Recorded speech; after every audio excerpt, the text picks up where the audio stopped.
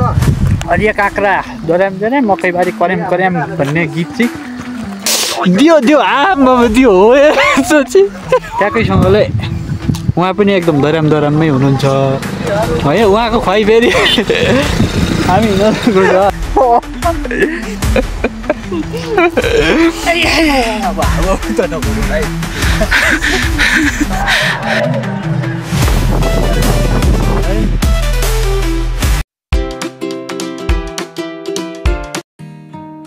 Hello and नमस्ते साथीहरू, तपाईलाई स्वागत छ मेरो यो रोमान्टिक भ्लग भिडियोमा। आज चाहिँ हाम्रो यात्रा भनेको नमिडादेखि फिदिम बजार हुँदै पौवा भन्ज्याङसम्मको रहनेछ र यो भिडियो अन्तिमसम्म हेरेर साथ दिनुहोला। निकै नै रमाइलो यात्रा गरेका छौँ हामीले, निकै नै रमाइलो भाइब्स आएको छ र हामी चाहिँ निकै गफसफ गर्दै रमाइलो गर्दै यात्राका कठिनहरूलाई पनि बिर्सिँदै हामी यात्रामा छौँ। मिठा मिठा गफ गर्दै हामी आफ्नो गन्तव्यतिर लागिरहेका छौँ। हामी केही क्षणको हिँडाइ पश्चात सिवा नगर फिदिम नगरपालिका छ सिवामा पुग्यौँ। यो चाहिँ यस सडक सञ्जालले चाहिँ नमिडाँडादेखि सामदिङसम्मको यात्रालाई तय गर्छ र हामी यात्रामा यस सिवा स्कुल हुँदै सिवाको निकै प्रकृतिसँग रमाउँदै हामी सिवामा छौँ।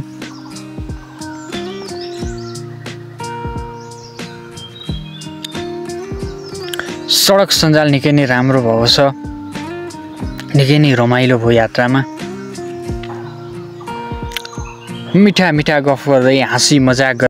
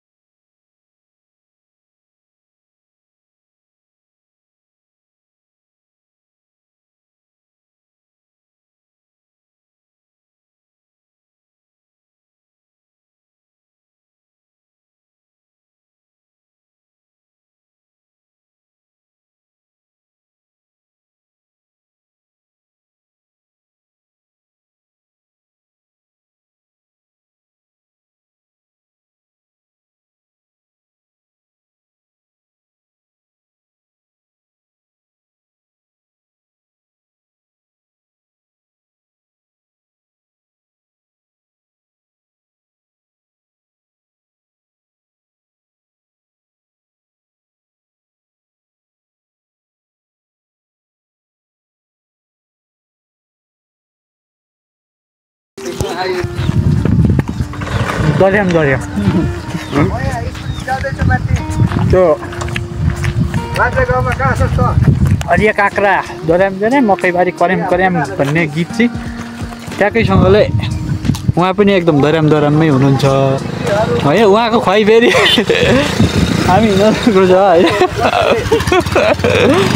है दोराम दोराम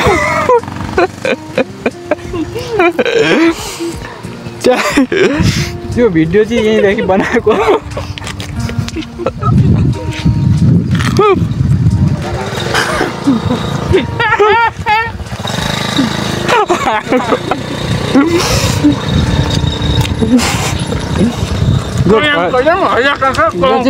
गीतमा आक्रोश भयो त्यो खुवाइ चाहिँ राम्रो छ।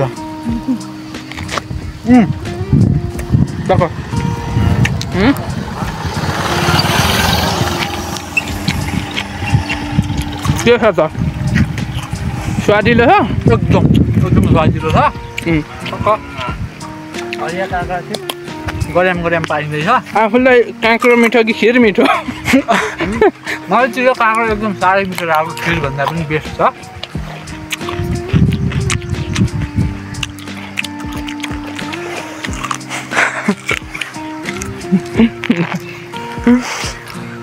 अलि ठुलो खाने निकै नै मिठा मिठा काँक्राहरूको स्वाद लिएर हामी पुनः आफ्नो यात्रामा लाग्यौँ। निकै नै स्वाद मिलेको थियो त्यस ठाउँमा काँक्रा खाँदाखेरि। त्यहाँ चाहिँ धेरै मात्रामा काँक्राहरू पनि पाउँछ।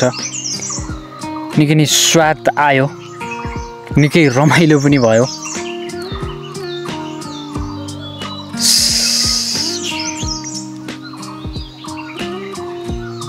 यो चाहिँ ठ्याक्कै जोरकुलो भन्छ यस ठाउँलाई चाहिँ। जोरकुलोमा आइपुग्यौँ हामी। यो चोकमाउकै भाग पर्छ, चोकमाउमै पुग्यौँ हामी।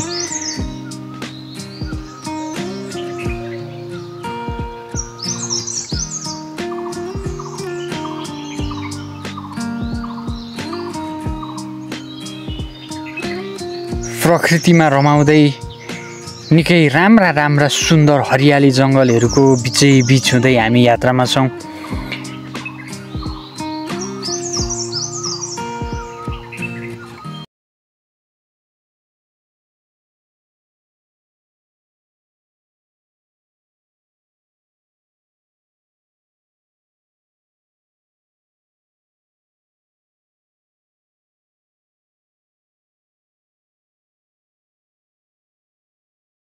मजाक गर्दै हामी यात्रामा एकदम लागिरहेका छौँ। गफसफ गर्दै, हँसी मजाक गर्दै निकै नै रमाइलो छ।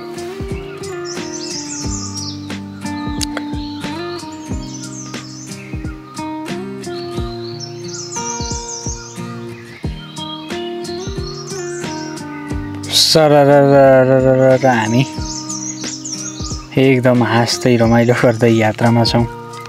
र केही छिटको हिँडाइ पश्चात हामी यस सामदिन बजारमा आइपुग्यौँ। यस ठाउँ चाहिँ सामदिन बजार हो र यस ठाउँले चाहिँ मेची राजमार्गसँग जोड्यौँ हामी। मेची राजमार्गसँग यो सडक सञ्जाल जोडियो। र केही छिटको हिँडाइ पश्चात हामी पाँचथर जिल्लाको प्रमुख बजार फिदिम बजारमा आइपुग्यौँ। फिदिम बजारमा यो विकास हेर्दाखेरि निकै नै रमाइलो लाग्छ। सडक सञ्जाल हेर्न सक्नुहुन्छ, निकै विकासले फड्को मारिसकेको छ। केही वर्ष अगाडि एक लेनको मात्रै बाटो थियो र बिचमा डिस्ट्रिब्युटर राखेर अहिले सडक सञ्जाल यस्तो भइसकेको छ। बिचमा धुप्पीहरू रोपेर लाइटहरू लगाएर निकै नै रमाइलो बनाइएर छ फिदिम बजार। निकै नै राम्रो देखिन्छ, हेर्न सक्नुहुन्छ।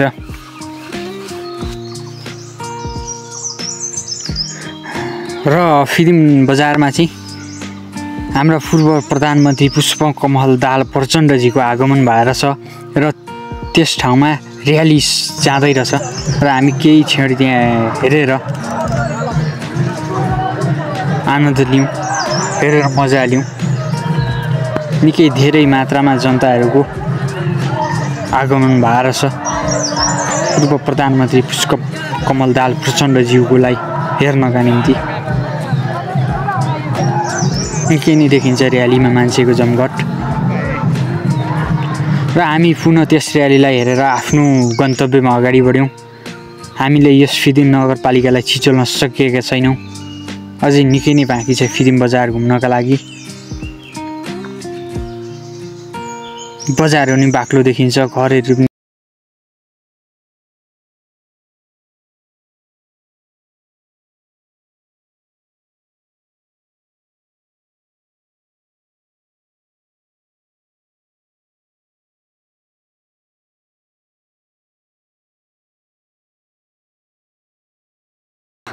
थाक्ले भन्ने ठाउँ हो, थाक्ले।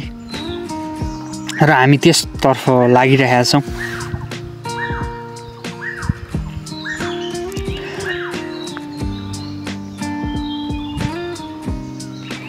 केही क्षणको हिँडाइ पश्चात हामी फिदिम बजारकै फिदिमकै पुरानो बजार जोरसाल बजार आइपुग्यौँ। यो चाहिँ जोरसाल बजार हो, निकै नै पुरानो बजार हो यो चाहिँ। र हामी यहाँदेखि देब्रे मोडिएर मेची राजमार्ग छोड्दै हामी मध्य पहाडी लोकमार्गतिर लाग्छौँ। र केही क्षणको हिँडाइ पश्चात हामी यस गणेशमान सिंह शान्ति प्रतिष्ठानले बनाएको गणेशमान पार्कमा छिर्छौँ हामी। गणेश मानसिंह प्रतिष्ठान जाने बाटो हो। यो चाहिँ पार्क हो। राम्रै रहेछ यतिको पार्क। र हामी पुनः फेरि आफ्नो गन्तव्यलाई टुङ्ग्याउँदै फेरि पुनः जोरसाल बजारमै आयौँ। यो माथिल्लो एरियादेखि जोरसाल बजार हेर्दा यस्तो देखिन्छ। हामी घुमेर उतादेखि आयौँ। यो चाहिँ फिदिम बजारकै सन्सरे लाइन हो। सन्सरे लाइन भन्छ यस ठाउँलाई। यहाँ चाहिँ ठुलो मूर्ति बनाइएको छ महागुरु फाल्गुनन्दको। 16औं राष्ट्रिय भित्ति महागुरु फाल्गुनन्दको मूर्ति बनाइएको छ। हेर्न सक्नुहुन्छ। सरर हामी अब उकालो लाग्यौँ र यो चाहिँ फिदिम नगरपालिकाको घुम्ने ठाउँ भ्यू पोइन्ट फिदिम नगरपालिकाको। र हामी केही क्षण यहाँ यसो चिसो खाएर यात्रालाई जोड्नेछौँ र हामी यस एउटा सानो क्याफेमा छिरौँ र त्यहाँ केही मात्रामा चिया खाएर हामी निस्किने विचार गऱ्यौँ र हामी त्यस क्याफेतर्फ लाग्यौँ। मनको कुरा मनमै ध्याङथुलुङ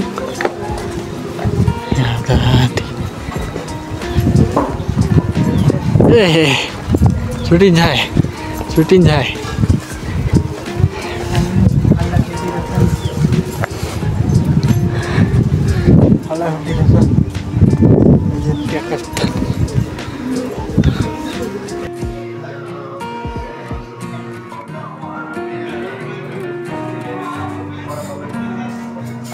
र हामी चिसो खाएर त्यस ठाउँदेखि निस्क्यौँ र फेरि हामी यात्रामा अगाडि बढ्यौँ।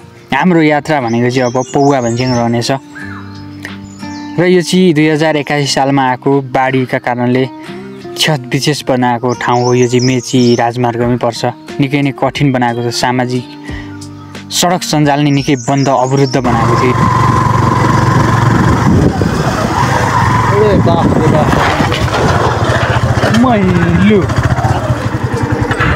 लडियो गाडी लडी हामी एकदम कन्डिसनमै छ। डल्लो बाटो एकदम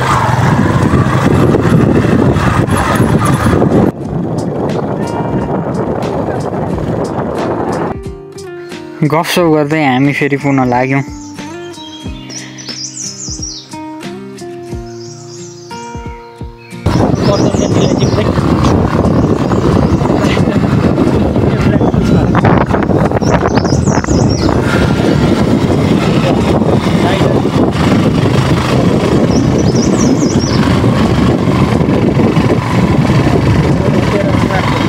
र हामी अब केही क्षणको हिँडाइ पश्चात हामी फिदिम नगरपालिका कति हो त्यो चाहिँ थाहा भएन। हामी लालीखर्क भन्ने ठाउँमा आइपुग्यौँ। यो चाहिँ लालीखर्क हो। यस ठाउँमा ठुला होटेलहरू पनि रहेका छन्। यो चाहिँ लालीखर्क भन्छ यस ठाउँलाई। र हामी केही क्षणको हिँडाइ पश्चात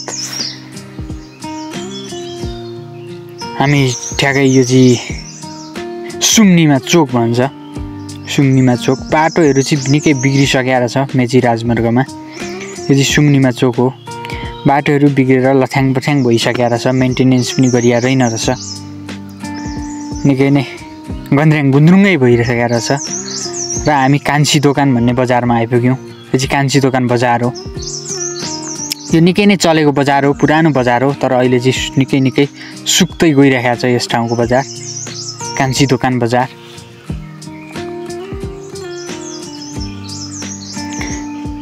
निकै हुस्सु लागेर निकै पानी आउला जस्तो मौसम भएर छ यता माथि चाहिँ।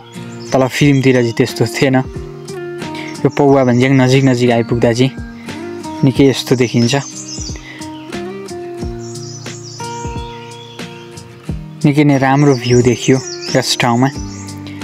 निकै हाइटमा आइसकेका छौँ हामी। पाँचथर जिल्लाकै सबैभन्दा अग्लो ठाउँ होला पौवा भन्ज्याङ सायद। यहाँ चाहिँ हिउँको समयमा चिसो समयमा हिउँहरू प्रशस्त रूपमा पर्ने गर्छ। र हामी चाहिँ पौवा भन्ज्याङ आइपुग्यौँ। यो चाहिँ पौवा भन्ज्याङ बजार हो। पाँचथरकै सबैभन्दा अग्लो ठाउँ अरे।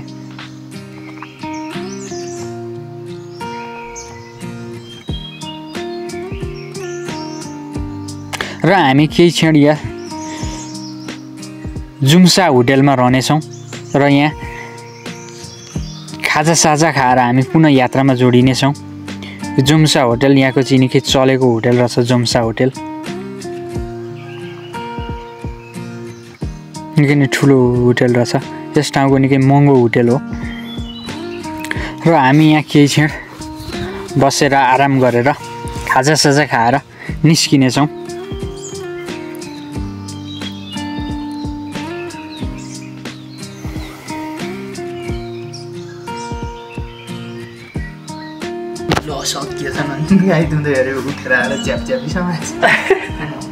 र आज हाम्रो खाजामा चाहिँ मोमो खाने विचार गरियो। यो चिसो ठाउँमा निकै नै स्वाद लिएर हामी मोमो खाने योजना बनायौँ। तातो पानी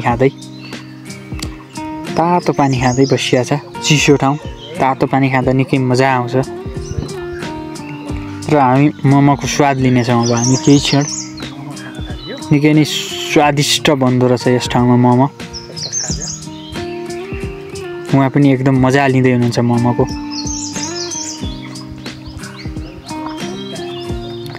र मैले पनि मजा लिने विचार गरेँ मोमोलाई।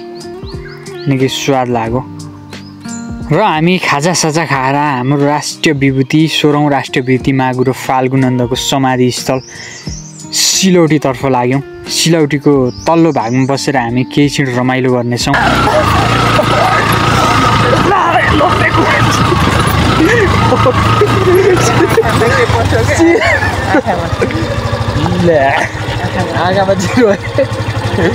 त्यही भएर म यो सिसा लाएर मात्रै हिँड्छु त। लास्ट गीत भयो नि आँखामा ल्याम्म छिर्दियो।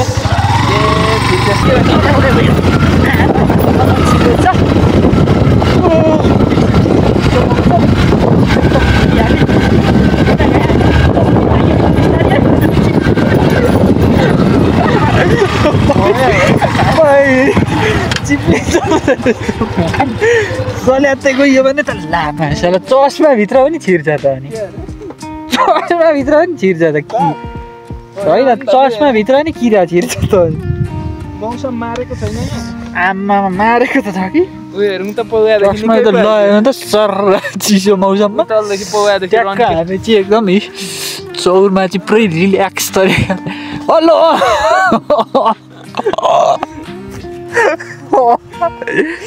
आमामा छिरो यता दियो आमामा दियो हो यसो चाहिँ उँधो लड्नु पनि उँभो लड्यो। यो पवनझ्याङदेखि मासतिर मुनतिर हामी चाहिँ चक्क आइएछ। अब हावा त नगरौँला है।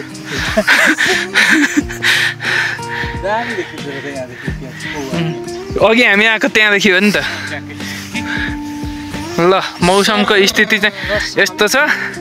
यतापट्टि हेर्नुहुन्छ भने यस्तो छ है, त्यहाँदेखि यस्तो छ, यहाँदेखि यस्तो छ है। र हामी केही क्षण रमाइलो गरेर हामी यस ठाउँदेखि फिर्किने योजना बनाइयो र हामी फिर्किने तर्खरमा लाग्यो। निकै नै रमाइलो भयो। केही क्षणको यो रमाइलोपन निकै आनन्द लाग्यो। केही क्षणमै यस्तो रमाइलो हुन्छ भन्ने थाहा थिएन।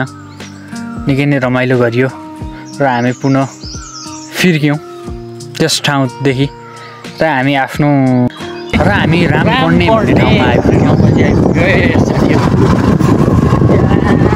राम्रो छ यो चाहिँ पनि मागुर सिङटार। हामी र केही क्षणको हिँडाइ बजार सिङटार भन्ने ठाउँमा आइपुग्यौँ। सानो बजार रहेको छ यस ठाउँमा। यो चाहिँ कि सिङटार बजार ठुलो बजार छैन, सानो बजार छ। र केही क्षणको हिँडाइ पश्चात यस पातली भन्ज्याङ बजारमा आइपुग्यौँ र हाम्रो यात्राको गन्तव्य टुङ्गिने पनि यही ठाउँमा हो। हामीले यहीँदेखि यात्रा सुरु गरेका छौँ र हामी अन्त्य पनि यहीँ गर्नेछौँ। यो चाहिँ पातले भन्ज्याङ बजार हो। निकै नै ठुलै छ बजार।